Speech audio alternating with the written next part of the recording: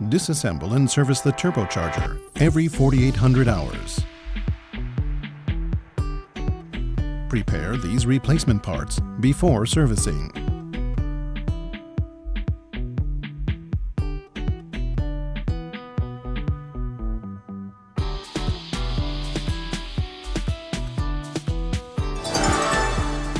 Prepare the tools for disassembly in advance. Prepare the general tools shown in the list. Prepare these accessory tools for the turbocharger. Prepare these tools for making the necessary measurements. Prepare these special tools. Click the Order Form button in the menu to order and prepare special tools in advance. Now let's look at the disassembly procedures. Before starting disassembly, put on a helmet, safety glasses, earplugs, safety gloves, and shoes. Before removing the turbocharger, cool the engine for about 4 hours after stopping operation. First, measure the exhaust flexible joint. Measure the installation size, H, and the displacement distance at a right angle to the shaft, X, at the 4 positions shown. Check that the measured values are almost identical to those shown on the record sheet, and enter your values on the sheet. Remove the turbocharger from the engine. The cover is best removed too, to make it easier to remove the turbocharger.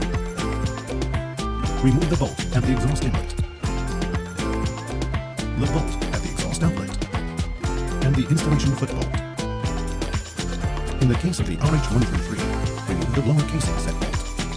The joint bolts of the turbocharger and the exhaust outlet pipe should not be loosened yet. Install the lifting fixture and remove the turbocharger.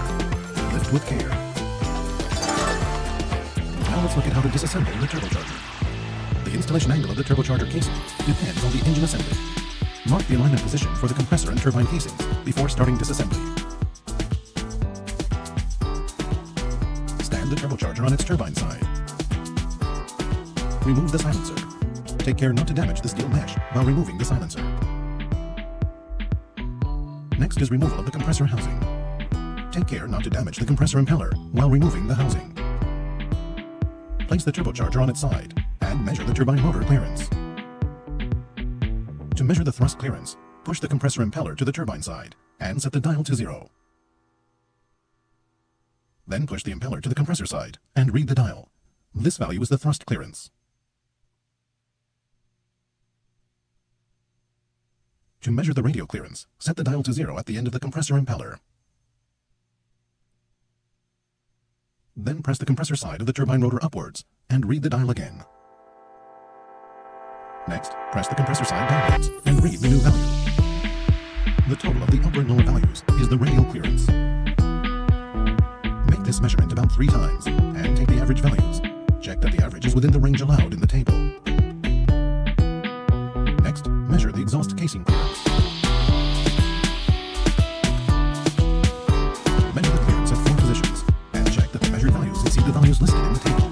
If the clearance is smaller, the turbine wheel will come in contact with the casing. After measurement, enter the results on the record sheet. In the case of inspections every 2,400 hours, an overhaul is needed if any of the 4 measured clearances fails to correspond to the listed clearance. Click Disassembly 2. If all values are within the knowable range, click Assembly 2. Install the turbine rotor fastening tool onto the gas outlet flange of the turbine housing.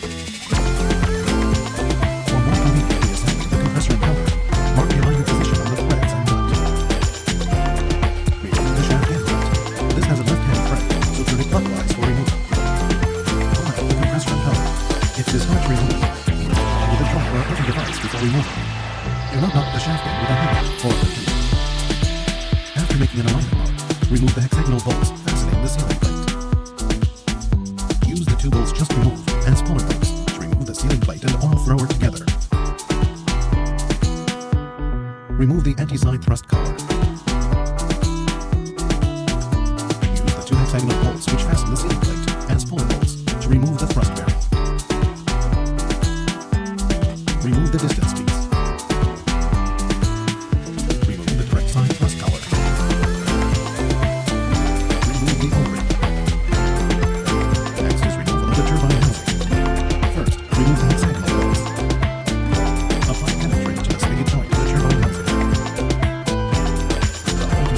base of the installation front. Turn the housing to remove it. These bolts are heat resistant. Separate them from the others.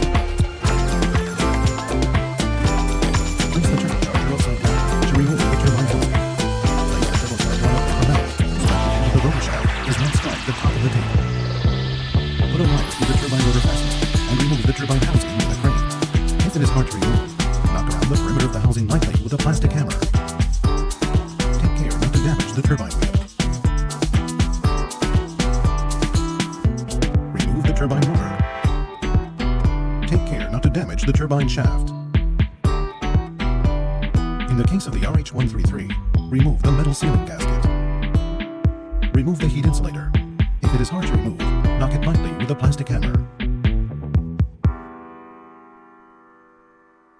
Now remove the turbine side seal ring from the turbine rotor with the seal ring pliers. Be sure to replace the seal ring upon reassembly. Remove the oil thrower from the compressor impeller side sealing plate that was removed just a moment ago. Remove the compressor side seal ring from the oil thrower with the seal ring pliers. Next is disassembly of the bearing. First, the turbine side. Remove the snap ring with the snap ring pliers. Remove the floating bearing. Remove the compressor side snap ring and the floating bearing. This completes disassembly of the turbocharger. We will next explain how to clean the turbocharger. Hard carbon accumulates on the turbine housing shroud and turbine wheel. Imperfect cleaning upsets the balance of the rotor shaft, so be sure to remove all of the carbon. Use the powerful Curry Pearl YF2 cleaning agent for the turbocharger. The Curry Pearl consists of two agents, A and B. Read the instructions printed on the package before using the Curry Pearl. Put water into the containers and prepare 20% solution with agents A and B. Stir them well. Apply grease to the bearing and seal ring with needles to prevent rusting. If the cleaning solution descends to 70 degrees Celsius, and submerge the exhaust casing, rotor shaft, and heat insulator unit. Submerge the parts for more than 4 hours. After removing the parts from the cleaning solution, wash them with water and rub them lightly with a nylon brush or similar tool to remove any residue. Wash the compressor impeller, compressor casing, and bearing housing with cleaning oil. Contamination of the seal ring in particular can cause oil leakage or bearing damage. Be very careful not to damage this part when cleaning. After cleaning, check the cleaned items carefully. Measure the width of the seal ring groove on the turbine rotor shaft with the slide calipers. The illustration on the left shows a rotor shaft that can still be used. The wood part shown on the right has reduced sealing performance. In such a case, we recommend replacement of the rotor shaft. Enter the measured results on the record sheet. Check by hand that the shaft end can be screwed lightly onto the bottom threads. Check that some coating remains in the gas passage. Here we will explain the reassembly procedure. First, install the bearing. The reassembly procedures depend on the type of bearing, so check the bearing type. First, let's look at reassembly the semi-floating bearing. This is the compressor side. Fully apply loop oil to the new floating bearing before placing it in the bearing housing. Reassemble so that the notch on the bearing end face is deeply inserted, so that the pin is securely positioned in the notch in the bearing housing. Install the snap ring onto the bearing housing with the snap ring pliers. Install the snap ring with a rounded face directed towards the bearing side. Point the end cap of the snap ring to the right, as seen from the compressor side.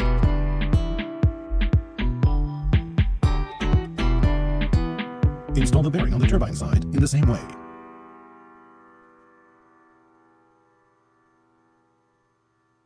Install the snap ring with its end cap pointing to the left, as seen from the turbine side. After installing the snap ring, check that the semi-floating bearing has the appropriate clearance in both the shaft and rotational directions. Next, let's look at reassembly of a full floating bearing.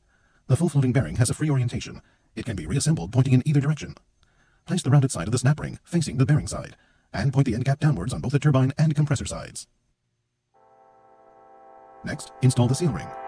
Install the compressor side seal ring onto the oil thrower with the seal ring pliers. The end cap of the seal ring is gas tight.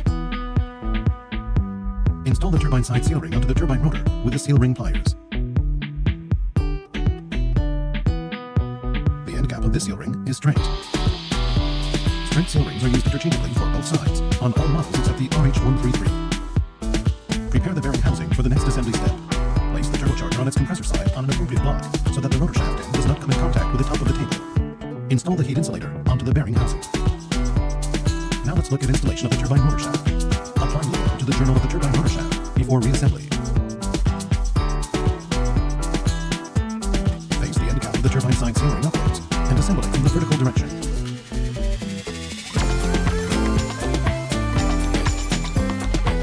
In the case of the RH133, install the rail sealing gasket between the heat insulator and the turbine housing. Now install the turbine housing. Take care not to damage the turbine wheel. Install the turbine side stop plate and heat-resistant hexagonal bolts that were kept apart during disassembly. Apply seizure prevention agent to the bolts. Turn the turbocharger upside down. Install the turbine housing on the bearing housing, referring to the marks made during disassembly. Apply lube oil to the direct side thrust collar, then insert it onto the turbine rotor. Apply lube oil to the thrust bearing, then install it so it is aligned with the parallel pins. Check that the installation mark for the thrust bearing is at the top. Take care that it is not skewed after installation, or it might block the oil gallery. Apply lube oil to the distance piece and insert it.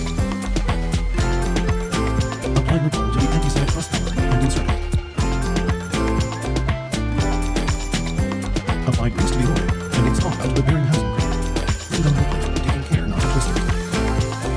Insert the oil filter into the compressor side sealing plate. Take care before the end gap of the compressor side seal ring upwards.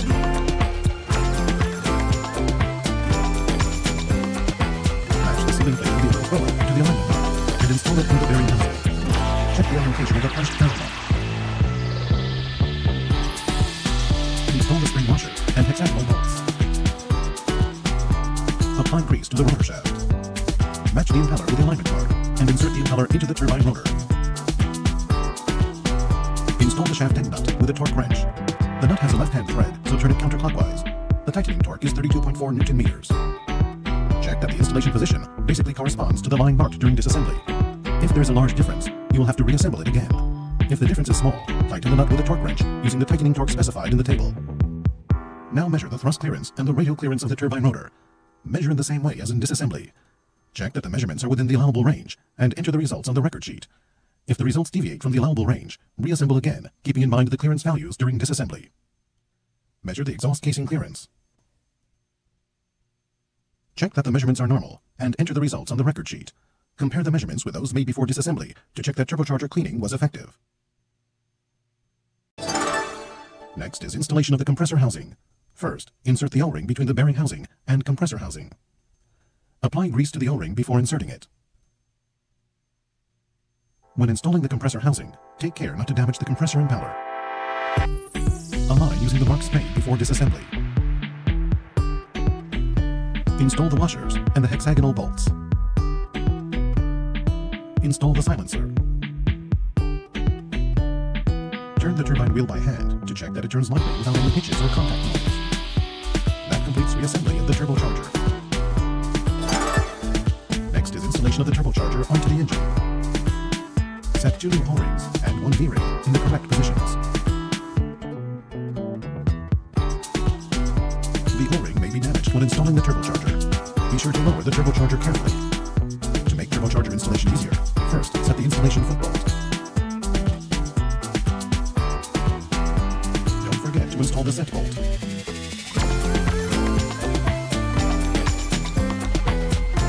Apply body coat to the installation bolts to prevent seizure, and insert the packet. Then tighten the bolts. Check the flexible joint dimensions. Compare the measurements with those made before this inspection, and check that the values are almost identical. Enter the results on the record sheet. Test operate the engine, and check that there is no air leakage, oil leakage, or abnormal sound. If everything is normal, install the cover. This completes disassembly servicing of the turbocharger. In RH2 series turbochargers, lubrication is performed by ignition system oil. It's therefore important to control the lube oil quality. Clean notes explain typical lube oil control methods for your reference. Select a purifier based on the specific gravity plate selection procedures specified in the purifier operation manual. The sludge discharge interval must be changed according to the amount of insoluble content in the lube oil. Check the extended contamination of the bulb after sludge discharge, and adjust the sludge discharge interval accordingly. Use 20 to 20